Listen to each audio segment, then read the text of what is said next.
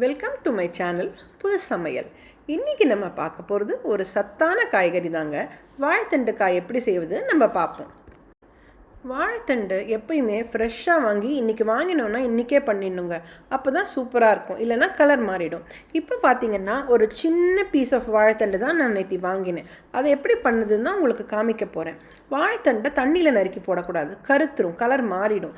அதனால் தண்ணியில் ஒரு 1/4 ஸ்பூன் அளவு மோரை ஊற்றிக்கோங்க.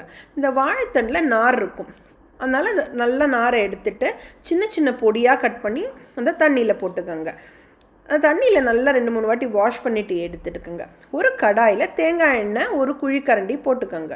கடுகு போட்டுக்கோங்க. நல்லா வெடித்ததும் உளுத்தம்பருப்பை போடுங்க. உளுத்தம்பருப்பு நல்லா செவந்ததும் இப்போ நம்ம வாஷ் பண்ணி வச்சுருக்கிற வாழைத்தண்டு அதில் போடுங்க. 1/4 ஸ்பூன் அளவு உப்பு போதும், ஏன்னா இது சின்ன வாழைத்தண்டு தான். உப்பை போட்டுட்டு தண்ணி லைட்டாக தெளித்து விடுங்க.